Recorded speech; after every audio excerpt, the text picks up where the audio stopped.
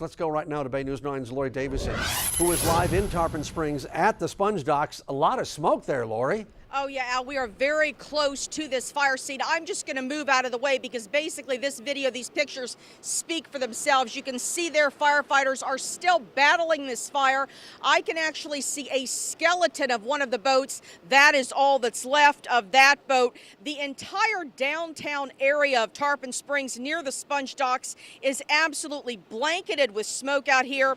The fire department says that a shrimp boat caught on fire with 5,000 gallons of fuel on board about 7:45 tonight. Now, it has been quite challenging for firefighters because, of course, the boat is on the water, and so it's been hard to reach it. They've also been dealing with all that fuel, and then the fact that there are other boats and buildings nearby. Laurie, this is pretty dramatic stuff.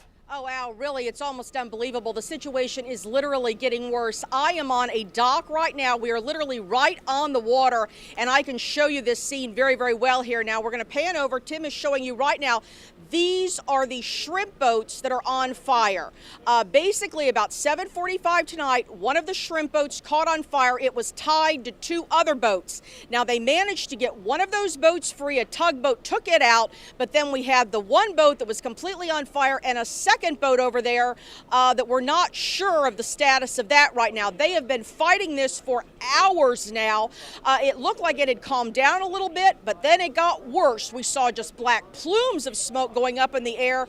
The fire chief basically told me that they were pouring water on it. They were pouring foam on it. Absolutely nothing was working. And at that point, he said it looked like they would probably just have to let the boat sink and then deal with the runoff. Now, when all of that was happening, we began to see some of the diesel and some fire beginning to go down the river. Now, Tim is panning here to show you across the way from where we are, there is another fire out here. We cannot tell if this is on a boat or if it is just on a dock, but this has actually gotten worse in the last few minutes as well. And now we've seen firefighters over there pouring water and hosing that. And there was just a guy out here on the dock screaming, get away from the boat. And it looked like maybe some of the boat's owners or some people were over there walking over there trying to see what was happening or trying to put it out themselves, which obviously is not something that you want to do in this situation. Now, we have a lot of people out here watching all of this happening. I'm joined right now by Peter, and Peter actually lives here. Peter, tell me what you see and what you think about all this. This is the end of an era. For as long as anyone can remember, the old Meadowlawn Ballpark in St. Pete has meant softball and baseball. Now its days are numbered, but it's coming alive just one more time. In the air, go! 3 on the ground, go! 4 outfield! Go, go, go! Recently, the field's been home to the St. Pete Beach Sharks girls softball team. Since the field's being sold, this is the players' last time taking the mound. It's very tough. It's very tough. There's so many memories right at this park. Go 3! Many of the kids grew up here. They have memories of throwing their first pitch, scoring their first run, and in the case of Chelsea Hage and Caitlin Judici, making a best friend.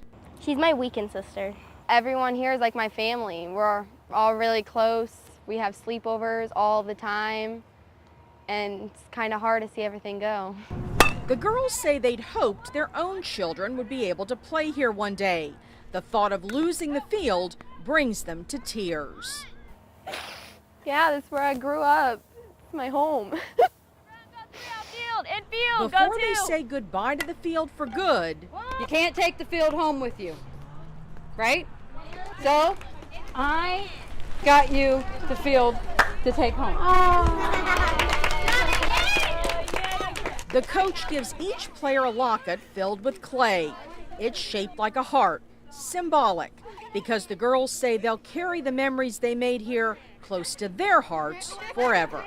And I really hope that other people get a chance to just, have what I have right now and be grateful for it. Ready? Sharks on 3. 1, 2, 3. Sharks on 3! Sharks on 3! 1, 2, 3, Sharks! In St. Petersburg, Shark bait! Hoo-ha-ha! Laurie Davison, Bay News 9.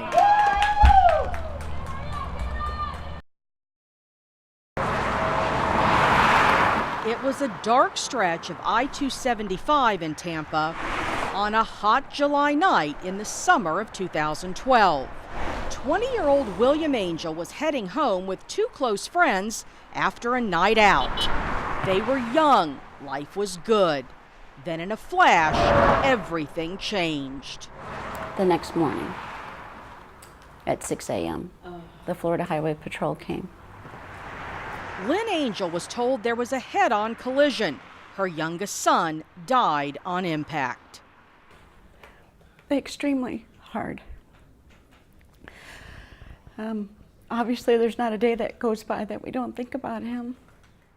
23-year-old Christopher Ponce is accused of driving drunk and going the wrong way on the interstate, causing the deadly crash. Ponce was put under house arrest and ordered to wear a GPS monitoring ankle bracelet until trial. The Hillsborough County Sheriff's Office says on May 9th, he took that bracelet off and disappeared. This is not fair to William. So William's family is taking matters into their own hands. They've created a website asking people for information about Ponce and where he might be. And this really makes me feel like I'm working towards a goal of capturing this guy, and that it is, I guess, out there, that it's not all for naught. So yeah, it helps. They have gotten a few leads, which they've turned over to authorities. It gives you a focus. It helps you get through the day. William's mom says she's still having a tough time, especially with the 1-year anniversary of his death coming up. That we loved William. We still do. And that... Sorry.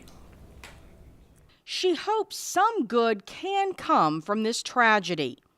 It has brought our family closer, friends a lot closer.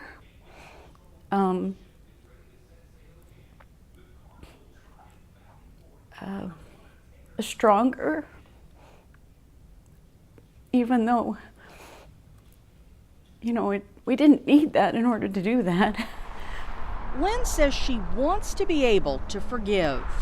Through adversity, you gain strength and go forward, and you have to, because that's part of your journey through life.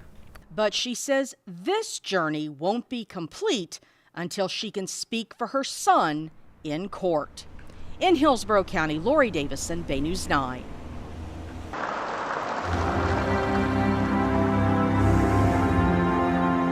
Mandela was warm, he was responsive, he was engaging. There was that rhythm of love and respect that was there, and they followed his leadership. Geraldine Williams reflects on the years she spent living in South Africa with a mixture of nostalgia and pride. The Tampa native moved there in 1994, working as a business consultant and journalist. She had the unique opportunity to be an observer for South Africa's first democratic election when Nelson Mandela came into power. Williams saw firsthand the difference it made, particularly to the African community. Before, they wouldn't look up. They made no eye contact. They would look down. And then after the election, it was, what do you think about our election? What do you think about our new president? What do you think about our new country? They felt a sense of exhilaration. Williams and her son, Walter Smith, made a personal connection with Mandela after Smith became friends with his granddaughter. They were invited to the president's compound for Christmas one year. Williams agreed to go only if she was allowed to decorate and make a traditional holiday feast. He was so humble and so kind and so gracious. I'm in his house and he was making me feel so very comfortable. It was my biggest wow moment, I'd have to say, my biggest wow moment. Mandela even called Williams' mom here in Florida to wish her a Merry Christmas so she wouldn't feel left out.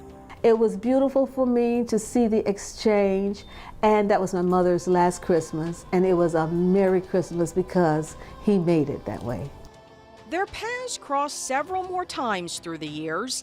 Williams says Mandela always seemed most comfortable around children. The children were drawing him in to their world, and they were dancing. It was music going, and you know, the president has moves. I mean, he was going right along with them. She and Smith say Mandela leaves a country very different from what it was for most of his life. His legacy is one that actually transformed a nation from something that was very, very ugly and brutal into something that's very beautiful and kind and gracious with a lot of unity. They say that's what will live on in history and in their hearts long after his death. Laurie Davison, Bay News 9. Is this just a sign of what's to come? We keep hearing about, these red flag warnings and the dryness out there. Tell me more. Yeah, afraid so, Veronica. You know, there were 4 brush fires today in the Tampa Bay area alone. Firefighters say that they are seeing extremely dry conditions, and this limb here is actually a good example of that. You can see it's very dry, very crunchy. They say that that is causing brush fire season to start earlier this year, and they want to make sure that people are prepared. Tropical Storm Andrea has come and gone, but not without spawning a few small tornadoes and even flooding some local streets, including Tampa's famed Bayshore Boulevard. Bay News 9's Laurie Davison is live at 10:01 right now there. Laurie, I'm wondering, is it still closed, and has the water receded at this point? Well, yes and yes, Veronica. We are here along Bayshore Boulevard in Tampa. It's windy out here. Actually feels a little bit cool outside. But the good news is that there is no longer standing water across Bayshore Boulevard. What we do have out here right now are sort of puddles on the side of the road. Now, I've got this measuring stick here, and I'm going to measure how deep the water is. This is about the deepest of it, and it is about 3 inches. So really not too bad out here. That's nothing that's not passable. In fact, you just might have noticed a car did drive by. Yeah, Veronica, they did. This is actually a remarkable story. I have never seen anything quite like it, and it does have a happy ending. Dozens of people gathered here at this pond in Carrollwood tonight to help a duck in need. For Archie, the resident Muscovy duck at the Twin Lakes townhomes in Carrollwood Village, things have not been going so swimmingly. About 6 months ago, someone shot an arrow at the duck, hitting him between his tail feathers. Oh, once you see this duck, you too will be trying to help it. It's pathetic. Archie was wading through life okay. He enjoyed getting his daily bread and managed to swim in the pond. But Wildlife Joe feared for his safety. If I didn't get it, and it did fly into some shrubs out in the woods, it could have got caught somewhere and not being able to get out and starve and died, or got with a predator. A lot of people consider these ducks nuisance animals, rather destroy them than save them. I'd rather save it. So a group of neighbors and concerned duck lovers got together. So if we end up having people around the pond and he tries to fly over us, he's going to divert himself from trying to get past you. With Wildlife Joe leading the charge, they made nets out of bed sheets and circled the pond, trying to capture Archie and get him some help. We hope this works. First time is a charm. More than an hour ticked by, but Archie wasn't having it. The duck ducked and bobbed, giving his would-be rescuers the slip time and time again. Finally, with several people helping out, neck deep in the water, they had Archie cornered, and one of the Good Samaritans managed to grab him.